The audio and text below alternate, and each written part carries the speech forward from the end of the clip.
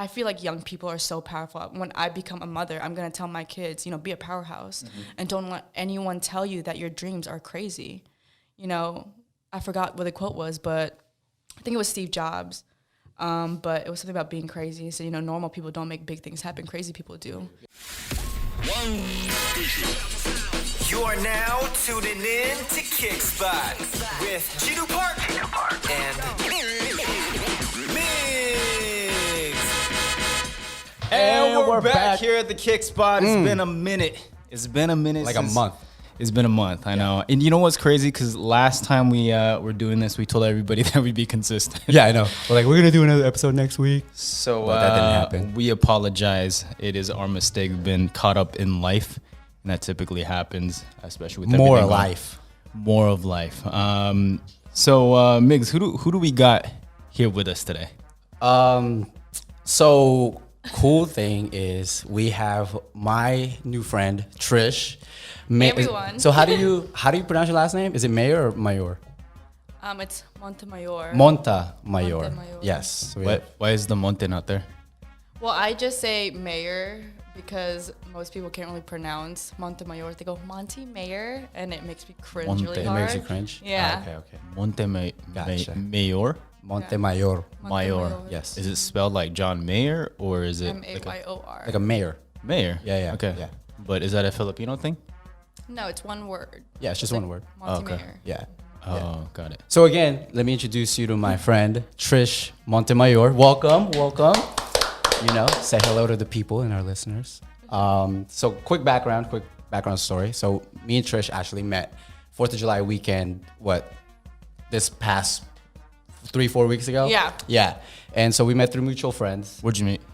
We met at Excess. We met at Excess at the club. Excess, okay. At the club. Say less? Yeah, say less, fam. But the funny thing is, it's like, when you meet people at the club, it's kind of just like, you party or whatever.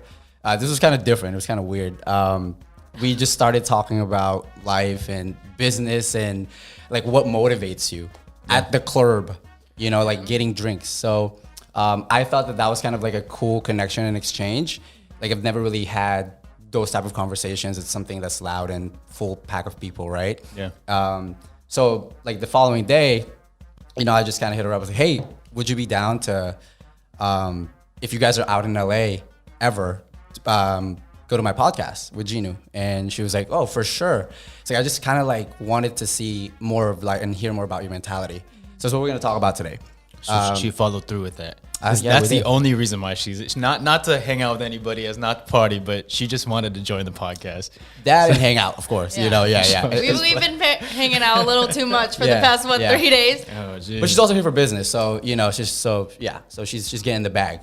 And also, the topic of our conversation today is pretty much going to be how millennials, are now. Well, I'm Gen Z. Gen Z millennials.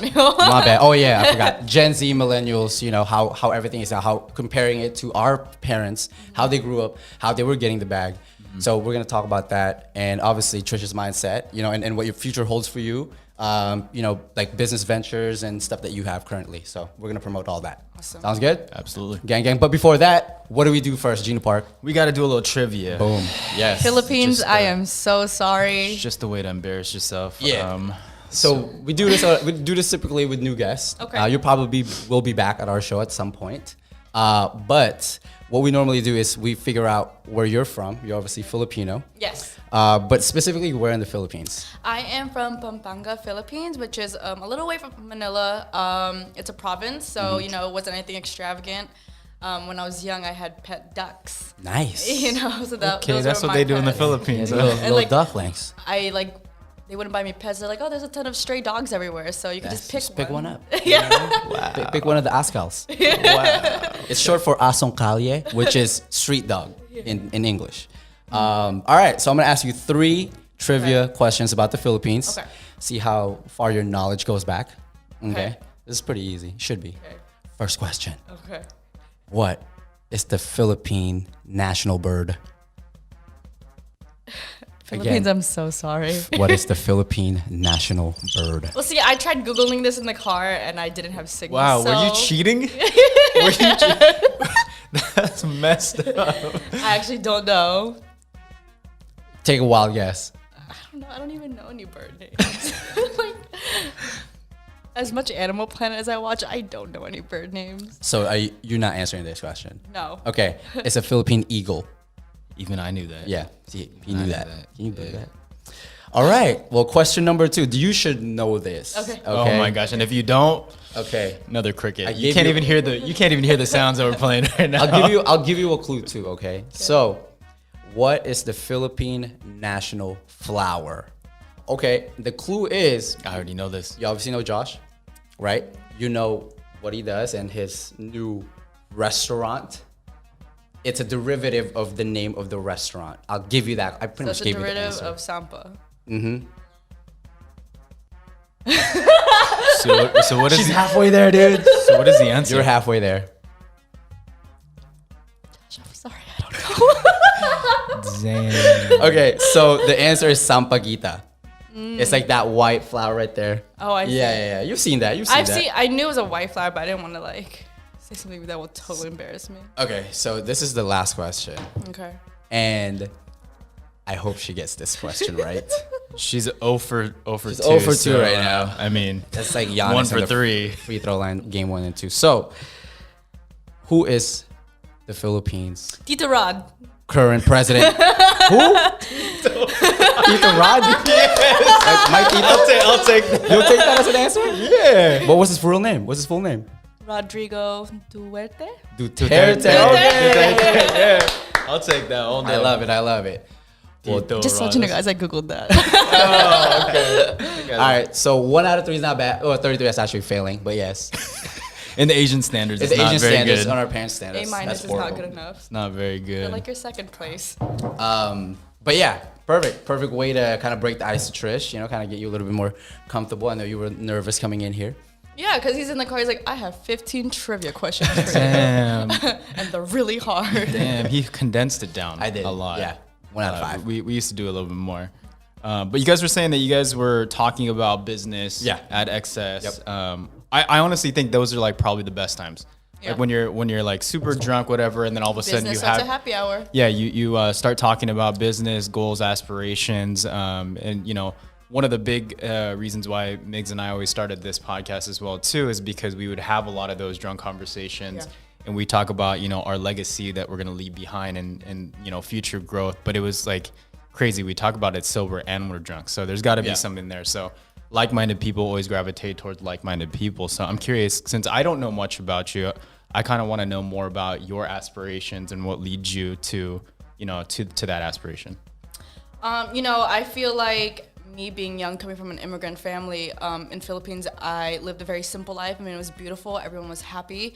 Everyone was really peaceful. And when I came to America, I just felt like I was in a huge culture shock. Vegas is a really small town, so there's only limited things you can do unless you work the industry, or maybe even real estate back then wasn't even all that. When I was about 17, 18, I ran away. I packed a duffel bag with just enough clothes for maybe a couple days, and I literally quit my job. I broke the lease to my apartment. I dropped out of high school, and I told my parents that I'm gonna go on a trip with my friends to LA, and I had $30 in my bank account, and I used it for gas. Okay. And I ended up getting into downtown LA, had no plan, no job, no nothing, and I never went back home for 8 months. Wait, there's a lot right there. So, why were you kicked out of your house or? So me and my parents weren't okay for a little while in my, teen life. Okay. But, when you come from a Filipino family or even any Asian family, I'm pretty sure you could relate. Business is not something that they would want you to be in. Nursing is. Yeah, so my mom, she was like, you should be a nurse. And I worked in the medical field ever since I was like 14, and I just hated it. I couldn't stand it. I just felt like I couldn't serve anybody through there. And I mean, the medical field is an amazing place to be at, to, help others and, care for people. It's amazing, but it truly wasn't something that I was inspired by. Yeah. That I would wake up to and be like, oh, I really love doing this. Yeah. I wanted to serve people in different ways. And when you're in a household like that, one thing that drives you insane is just you want to figure out who you are. Mm-hmm. And being in a small town, I would talk to all these kids in my high school, and I would just say, I just can't relate to you. I remember I would sleep in class and I would still get really good grades. I would ditch school and I, would talk to my classmates and they just didn't get anything I'd say. Or I remember what really pushed me to actually drop out and leave was I was talking to my counselor and she said, like, what are your hopes and dreams? And I said, well, I don't know who I am. And right now that is what inspires me is I want to figure out what life is. I want to know, like, if people could understand me elsewhere. I see so many things in movies and the American dream, blah, blah, blah. And I said, so many people elsewhere have these crazy ambitions and I know that it's attainable for me. But in this town, in this moment in time in my life, no one is surrounding me with that passion and that, same mentality as me. So I remember watching like Home Alone and that kid would just like run away. Yeah. And he was just having so much fun. And for some reason, my 18-year-old self was like, I'm going to do that. So I packed up and I left. And the only thing that was really driving me was just to start a new life. Okay. Figure things out and, just be surrounded by a community where I could relate to. And I feel like that's, LA was like the closest big city to me. It was a 4-hour drive and that's kind of like where my life started. I feel like the most beautiful thing about being young is being confused. Yep. Oh, yeah. Beautifully said. Yeah. So question for you. So when you were in LA, you got in LA, what were the things that kind of inspired you, that led you to where you're at today, right? To, the connections that you've made, the business that you've kind of, fall into. What were like the starting pieces? And then kind of break it down for us and then kind of explain to our viewers and our listeners where you're at today. So I think what the main thing that inspired me in LA was I remember going to downtown and I just saw these big, huge high-rises and skyscrapers. I remember I got there at sunrise and I was just walking down the street and everyone would be on their phones or with their friends and they were just talking about all these different things that I've never heard of. When you're in Vegas, like everyone is kind of cliquey. It's a small town, everyone's parents know each other. It's kind of like Philippines, Yeah. Here, it's like, you could tell that not a lot of people are actually from LA. They're from elsewhere. Yeah. So, everyone is talking about like all their hopes and dreams, just walking down the street, just listening to conversation. And I just felt like it was amazing that no one knew me. It felt like I was just starting over anew. Right. It was just a clean canvas that I could make my own life and make myself. After that, I actually found some friends that lived there in downtown, and they took me in. So thankfully, I was able to sleep on a couch for a couple months. Nice. That's how we start. Yeah. So not getting too much into the gritty The things details. of Yep. like, what I did for money. I mean, I didn't do anything too crazy for money. I wanted to talk about that. I wanted to talk about like you came here with $30 and then how did you even survive to like eat food, where Lodging, you're living, yep. like that kind of thing. So my friends at that time took me in, and basically what happened was, just fortunately, one of the people I met in that house actually used to party with my parents' friends. Okay. And that was like the weirdest thing. So he, they kind of felt like I don't want to say they had to take me in, but they were like, oh my God, like we know your parents. Right. They're like, we can't just like leave this little girl out in downtown streets and near Skid Row, So basically all of them like did different things, from stuff that we don't want to mention, obviously, to some of them were in marketing, some of them were in the car scene, they just did all different kinds of things. One thing I really did adore about them is that they were all just so unique, and I was able to kind of learn and gravitate towards just whatever they did, everyone was just so different. And what happened was, as time went by and I spent time with them, you build bonds and connections with people, and you kind of start to figure yourself out as a young kid. Yeah. Like, what do I like? Right. Like, like who am I more relating to? And a lot of them did own businesses, and some of them, did like payment processing, e-commerce and stuff like that. So they were all, at the bottom line, they were all in business. And it was like the perfect place for me to, one, be humbled, to be on a couch and to sleep there. And I mean, they partied hard. Like, they partied till 11 a.m. in the morning. So I went from living in a beautiful house with my family, having my own room, bathroom, like quiet, my parents gave me everything, to a party house with amazing people, but I would have to sleep through a party. Yep. So I feel like that's when I was like, okay. So that's when I was kind of starting to get hung out. I need to get my own place. I need to start my own life. Like, I can't live here forever, right? But I was so grateful that they gave me that. So after that, I basically, I might as well just say it because, once you move on from something and accept it, it's part of you. I started nightlife. Okay. I'm not going to say where I worked just because I was underage at that time. And, we don't want to get any place shut down. No, we're good. We're good. Yeah. We're good. So I was 19 at that time. And basically, I was just like doing cocktailing and stuff like that. So I was just starting to make my own money. And at that time, I really loved taking pictures. I was really into photography. And fortunately, one of my friends, who was like best friends with my friends who lived in that apartment, he owned a marketing company. So I started taking pictures and making videos for them, doing little stuff like that. A lot of them were in cannabis, so we started taking like product photos.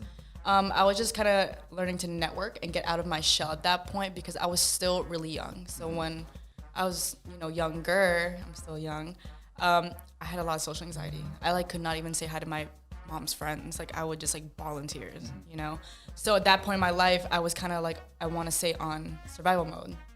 You have to learn to push yourself to kind of adapt to every situation. You're a young girl in LA and no one's gonna give you any free handouts. And if you don't learn to adapt and you don't learn how to network and speak for yourself, stand up for yourself, people are gonna use you. This is not small Las Vegas anymore where everyone wants to be a friend. Everyone here came here for something. So I was doing, a little bit of marketing stuff on the side. I was cocktailing. And then eventually I was just networking so much, I met my former boss and he owns an accounting firm here. And I never really wanted to go into accounting, but I thought at that moment in my life, I was like, it's better than cocktailing. Yeah. When you're young, you get really tired of working all those late nights and you don't get to party with your friends. So I took that opportunity. I did tax assistance and stuff like that. And it was amazing because in business, you have to learn finances. Absolutely. Everyone in business has to have at least some financial background, right? So I started working in finance from there. And then, from going on a couch to a little bit later, one of my roommates and I, we actually got an apartment in downtown LA on the 50th floor in the newest building development. Nice. So it was just really nice to see those milestones of myself just kind of growing as a young woman. But just everything that, you get really easy and you attain really fast, it comes crashing down as fast because your foundation's not there. So basically what happened was, again, big party people, blah, blah, blah, blah. And I just realized I was I'm going to pay a lot of rent and it's just not me, and at that time. How old were you at that time?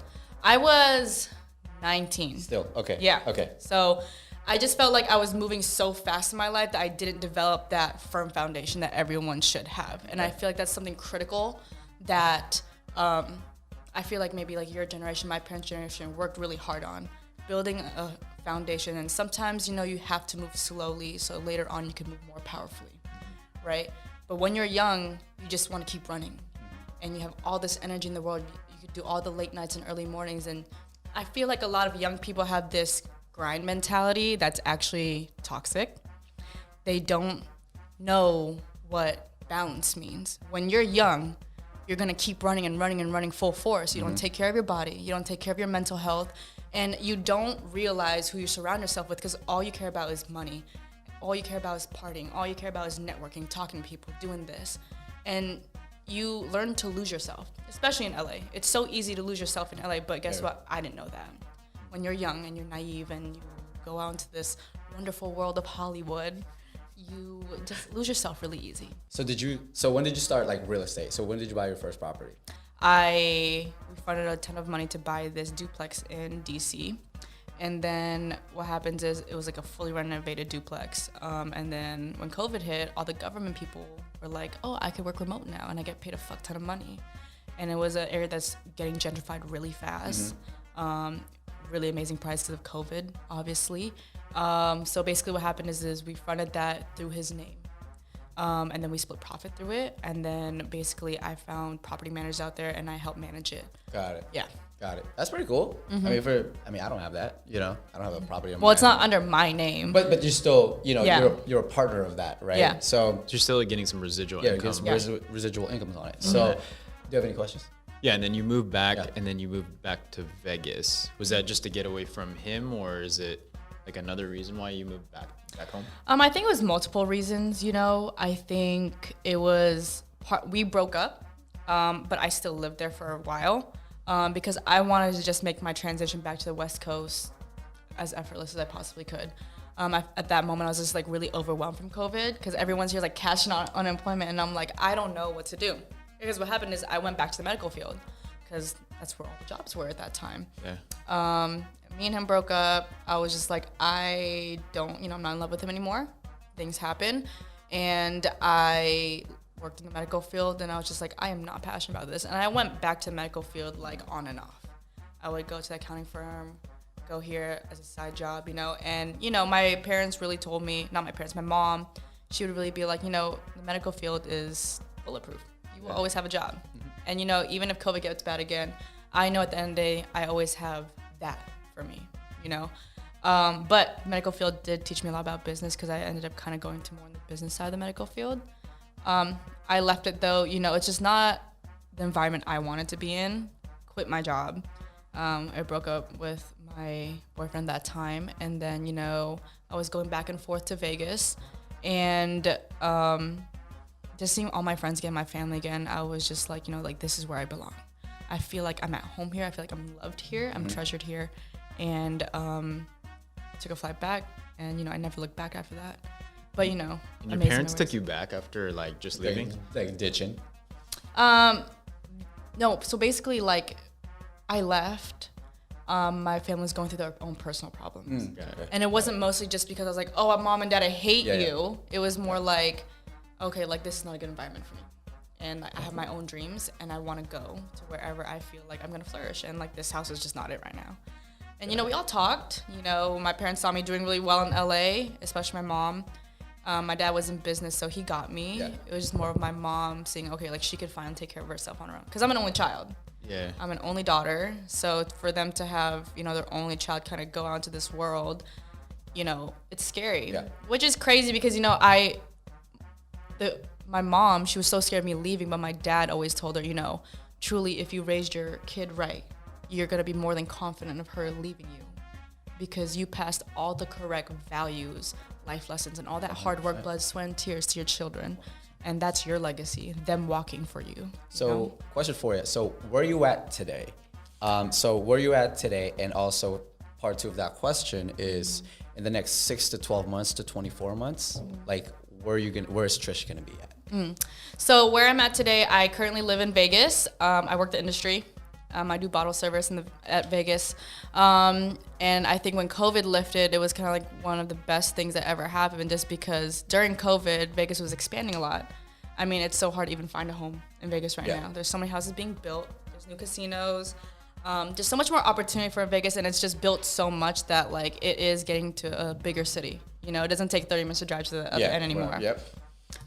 So when I went into the industry, I was in the medical field and then went straight into the industry. And for me, I was super hesitant to go in the industry just because, when you grow up around that environment, you're like, everyone wants to do that shit. So just explain that to people that don't know the term, the industry. Like, is that a casino industry? Is that like... The industry could be a lot of things, but mostly when girls say, like, I'm in the industry, you're usually like a bottle girl. Oh, okay. You're like an entertainer. Okay. Yeah. Got it. I do bottle service. And honestly, it was just like the biggest change for me, but I like just thrived on it very, very well. I felt like I was always a talkative person. In the medical field, you can't talk. They're very just cutthroat, straightforward. This is your job. But growing up in Vegas, I always kind of like went to different places. I went to New York, DC, LA, and I loved it, but I never tried out exploring home. And I grew up in the entertainment capital of the world, Las Vegas. And who goes to Vegas? People who have money, people who have connections, network. Who goes there? People who want to have like grand, business meetings. So for me, when I was exploring business, it was a perfect place to put my foot down there. And basically what happened was I was like, okay, I'm gonna try bottle service or I'm gonna try cocktailing here. Just because you never know who you're gonna meet, ever. You never know who anybody is. And when you go to Vegas, you would love to meet anyone there, right? Yeah. Coming from Philippines, if you talk to people, you're gonna know what they do. We farm, we grow rice, we play with ducks. Play with that. But in Vegas, it's just like you never know who you're gonna meet. Yeah. I've met some amazing people in cannabis and real estate there in a matter of just months. Mm-hmm. You know, after going through that whole thing in LA, going up, crashing down, coming up again, that whole thing in DC, I felt like I developed myself enough to say, okay, now you can kind of go out into the world and, you know, represent yourself as like, you know, a responsible young woman who's able to present herself in a way that, you know, you're able to handle things, take new opportunity. So, oh, fuck, I'm sorry. I can't, I'm nervous. That's okay. You can cuss too. You can cuss as much as you want. How are you nervous right now? Yeah, you're on a roll. You're on a roll. We're just like, okay, I'm keep just going. learning. Yeah. I'm taking notes right now. So, I remembered I went to my first audition. So we have casting calls, right? For bottle service? Yeah. Oh. I feel like LA is really different because you come in as a job interview and they're like, they kind of just like look at you and shit. In Vegas, it's totally different. Like if you work pool season, you go in there in a bikini, you go with the group, and you go in like you're going like America's Got Talent. You know, there's like judges there. Yeah. And they critique you. They ask you all these questions, you know, your name, how old you are. And they'll be like, you know, name me 5 ways you could upsell. Name me 5 high-end tequilas. You know, or I Smart. actually That's saw pretty this, detailed. Yeah, I saw Maybe this that podcast. should have been your question, huh? Nah. There was this podcast I was listening to. She's the operations man of Dre's. And she would say, you know, like, why Dre's? And, you know, a lot of girls would go there, and it was so easy to her for pick out the candidates that didn't work because they'd just be like, oh, you know, I love hip hop. I just love to see Migos. Like, it's just like my crowd. And, you know, something that she said was, I'm looking for the girls who really are able to, you know what hospitality is. And some girls would say, you know, I have always been addicted to being in a chaotic environment. Why? Because I'm able to flourish it there. When I'm there, I'm able to perform my best. I'm able to give the best hospitality and service out there. And I feel like it's so different coming from LA, bottle service and cocktail, to Vegas, just because I didn't know it was like that. So I got hired, and what people don't know is in Vegas, every year or when a new venue comes up, you sit classroom style for 2 weeks, getting paid however much minimum wage is, and every single day you hit key points of how to be an entertainer. You know, Vegas has done an amazing thing of creating this culture of just chaos and partying. Like I don't know any other place where you could say, oh, there's no other place like Vegas. Yeah. I mean, that's one of the places you can say that for sure. Yeah, but for sure, I mean, like here, like near LA, in LA, you could go to a club and be like, oh my God, we had so much fun. But when you go to Vegas, it's like... No, but I will say about hospitality, I mean, I kind of, you know, someone told me this weekend, like, that's like, you gotta, like, hospitality is like the main thing in Vegas. Like, yeah. if you fuck up hospitality in Vegas, you're pretty much done. You're either gonna get fired, they can replace you right away. You're done. Like, you have to take it to heart. Yeah. You know, so. I mean, that's literally, we would sit classroom style, getting paid minimum wage, and you sit there and they quiz you. And if you don't pass it, like in Vegas, you sign this waiver and it's like, we could fire you for whatever reason we want. Right. If you gain weight, if we just don't like how you look, if we just think you're on drugs, we'll fire you. And you can leave for whatever reason. You don't even need to put your 2 weeks. So are you gonna stay in the industry or like For a little while. For a little while? And then so after the industry, where are you looking to go? You know, I definitely want to stay in the industry just because you can make so much money in it. Girls at Encore last like month, they were making $2,000 to $4,000 a day. Damn, you gotta work there, bro. Like the bussers, I know, make like $2,000 a day, and you know, you work Thursday, Friday, Saturday, Sunday. You're like, these girls are racking up money, and everyone thinks that like it's so easy getting there. One, it's not. You know. Two, it's like all these girls, when you work industry, you have a shelf life. You're not gonna be young, hot, and pretty and fit forever. But all these girls, after a couple years, they start businesses. So I know a lot of girls, they would start their own gyms, and then they would train the new upcoming industry girls. Look at that! Wow, You know? yeah. Or these, It's like a farming system. It's like a Yeah. WWE system. Yeah. I knew a stripper in Vegas, and she found her ways to work around it. She is like a real estate empire right now. She would just stack up all her money. She just had like a really small apartment, never spent any money, never bought any like nice like bags. She just looked like a simple, beautiful girl, and she cashed out on houses before like the market went up. Yeah, shout out crazy. to her. Yeah. And now she stopped stripping. She's like a mom, and she has like property on property on property. And I'm not talking about like houses, I'm talking about like duplex. Like she owns like buildings and shit. So is that something you want to get into, or like do you want to get into like other industries? Like what do you see yourself? Like what Me kind personally, of I definitely think I want to go more towards owning real estate. Okay. So I think working in the industry for me is going to be great to make that income. Also working in the industry would give me a lot of time on my own because you don't work Monday to Friday. Right. You would do like Thursday, Friday, Saturday. Right. You know, so Thursday, Friday, Saturday, you're just banking on money, and then you're able to do a couple of side hustles. One side hustle is kind of like what you guys do, but we're not gonna do a podcast. So me, our friend Matt and AJ are actually going to make this company. It's called The Common Collective, and we had a Zoom meeting and. We had a Zoom meeting and we were just talking about life, pushing it out. And we just wanted to make like Instagram accounts and like social medias where we like had quotes, and then we would actually have stuff typed in, and we would make newsletters that we would send out every month to people of just things that we would learn that month. We also would want to like do events with it where we could sit down with like a group of people, you know, and just share our knowledge with them, share like different backgrounds and knowledge of life with other people. So we're getting into the works of that. It's still like very, very fresh and new. But, you know, I'm so glad I'm able to have a very flexible work schedule. I come to LA like 8 days a week every month, you know? Yeah. So, and I'm fortunate enough to be able to kind of, you know, do whatever I want in LA. I don't have to work here. I could just come here and network, meet great people, you know, go on podcasts. Hey. So. By the way, I'm following that page, The Common Collective. Yeah. We're going to promote that later. Yeah. So, yeah, definitely. I just kind of want to stream as much income as I can right now, and then probably go into real estate. And then, you know, I'm still young. I'm still figuring out a lot about myself. So I think just having that spare time just to vote who I am and figure out, you know, what else I'm good at, what else I'm passionate about is just going to be a great thing for me in my life right now.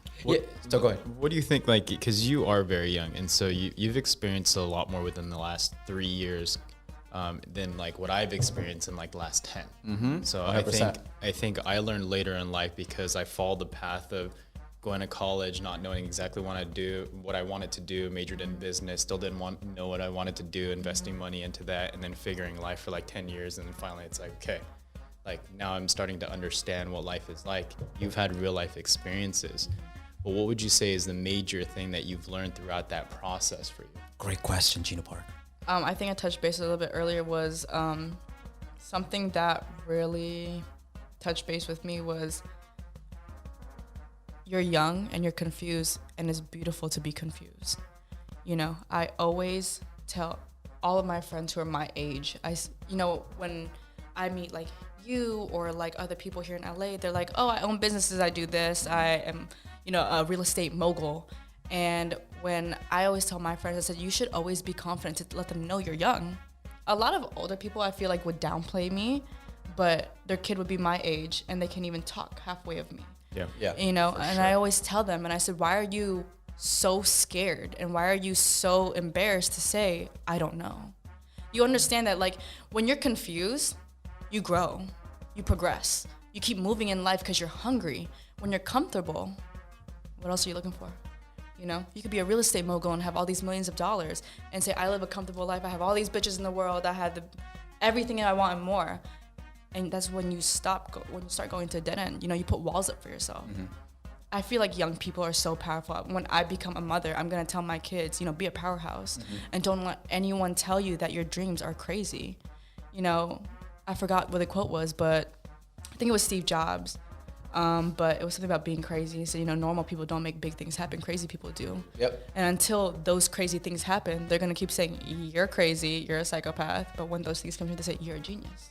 Where does that mindset come from? Because a lot of Gen Zs that I've met are really into like the thirst trap, the Instagram, social, like instant gratification, that kind of thing. Mm-hmm. One thing that I've enjoyed about our conversation is that you enjoy humility at times. It's you've been able to progress, and all of a sudden it's like you're down here, you're progressing, and then you're down here again. And it's like, for you, that was nothing. That was just the process of everything. But Gen Zs I've always met are just like, I just want to post this, I want to post that, so I can try to make money as fast as possible. But you don't really have that type of habit. You have patience. So where does that mindset come from? You know, I truly believe that mindset came from is when I left that day at LA, I always tell myself when I journal and when I meditate, no matter how much money I make, I always tell myself, remember where you came from, remember what you had to go through to get here. Every time you went through a pitfall, you went through another pitfall after pitfall, and you went from being on a couch to living in this grand place, and so what? I feel like with me, instead of aiming for money, aim for experience. I feel like it's just so important to remember that being young, all the thirst traps and all the social media and all that and all the materialistic things could just be taken away so instantly. I feel like when people lose their phone, like people my age, they go ape shit crazy. Yeah, Literally, yeah. they don't even they don't even know how to move anymore because they don't know how to have real life experiences. And I always told them you can't live your life through your phone. You can't make these connections just FaceTiming people all day. Right. I felt like I always got a rush when I met people in person and I got to connect with them and I got to be humbled by real life experiences, sleeping on the couch, hopping from friends to friends, coming back to my parents, literally them crying to me and saying what the fuck are you doing in your life? And no matter how much money you make and no matter how far you go, you always have to remember where you came from.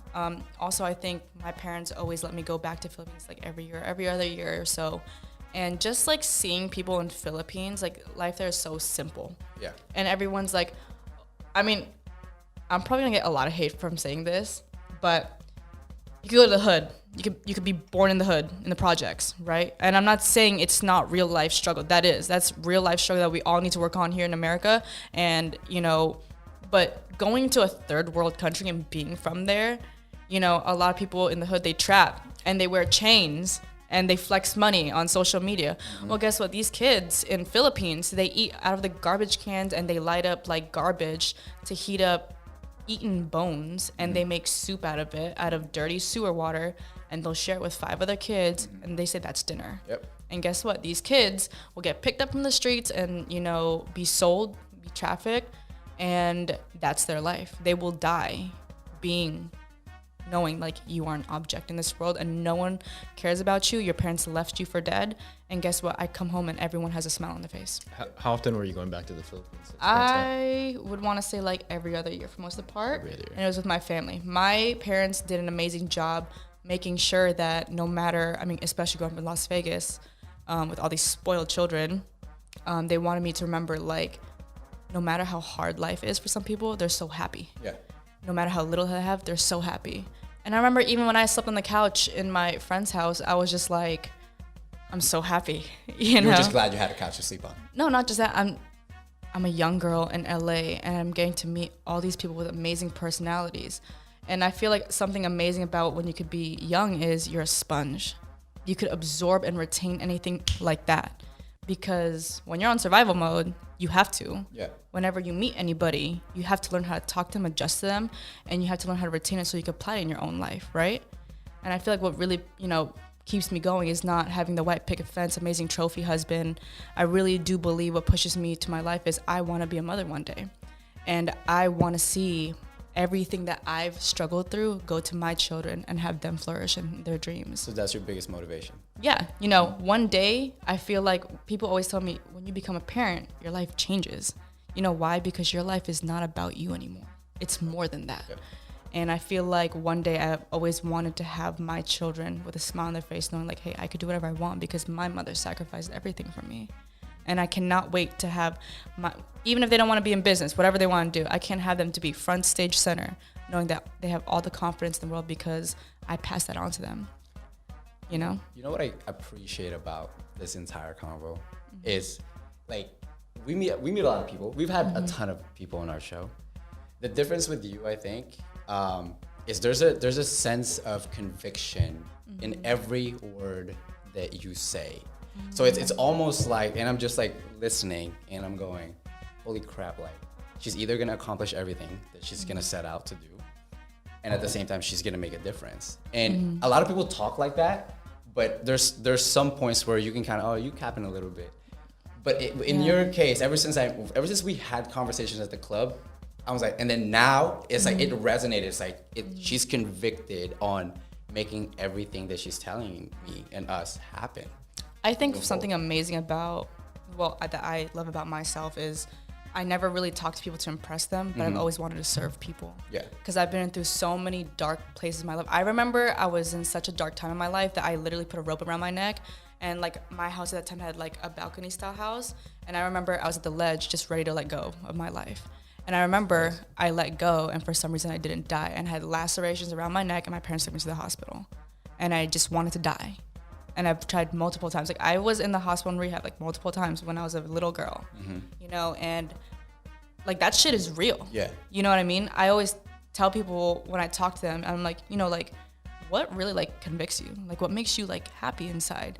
And a lot of people are like, oh, well, I love to hustle. I love to do this. I love to make bread.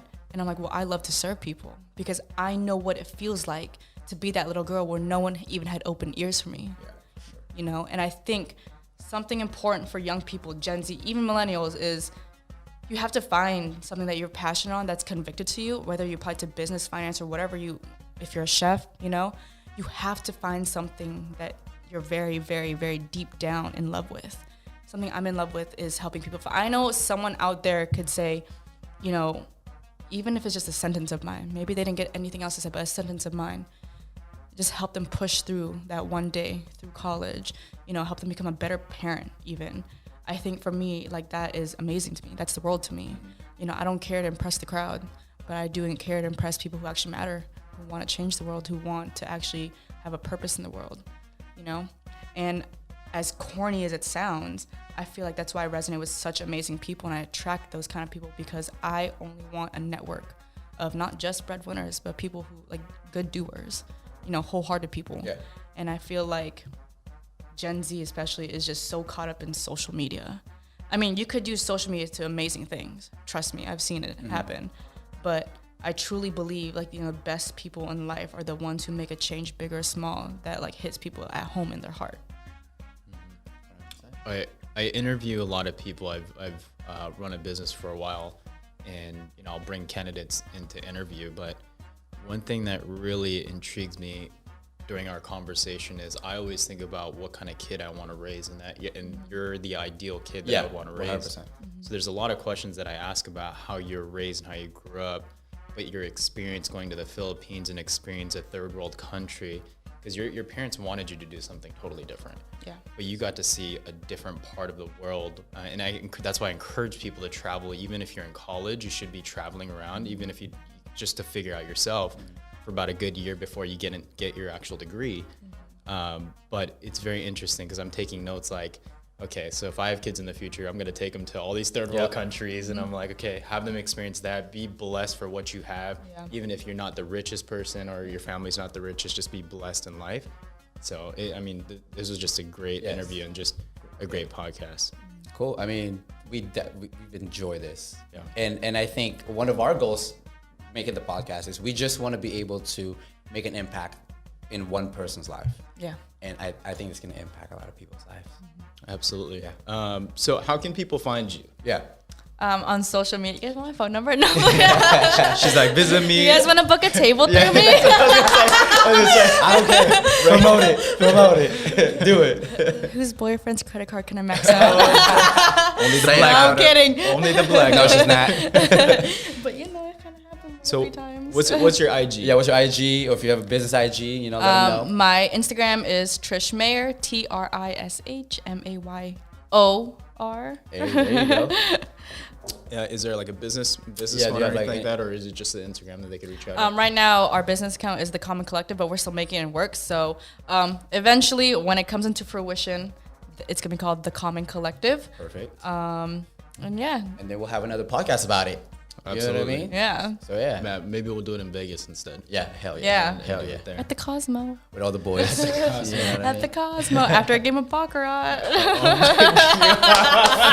Free bottles. Oh my God. No, but I mean, we've had so much fun talking to you and just your mindset. I mean, that's the reason why I wanted her on our show, is to talk about this, you know, and I've learned a ton more about you also. And, you know, and just the way I think a lot of people, just like what you said, right? Like with raising children, now I started to think like, man, I kind of want my children to think the way Trish thinks, you know, and raise a child like that. but at the same time, they have to experience certain shit, right, on their own. So, and you did that. So, but for us, this was a treat, a pleasure. We love having you here. Thank you so much. Thank you guys. I appreciate it. Absolutely. And other than that, bro, what do we do now? We're just gonna shout her out on our Instagram as well too. Yes. _Kickspot, and then also you can just research us on YouTube at Kickspot, and then we're just on all the podcast channels and everything like that. So Check it out. Check it out, and check out Trish's information. Reach out to her. Don't DM her like that, but DM her. She can make that bread. All right. So thank you very much, Thank you, Trish. You're welcome, And guys. we Thank out. you. Peace. Thank you for listening to Kickspot.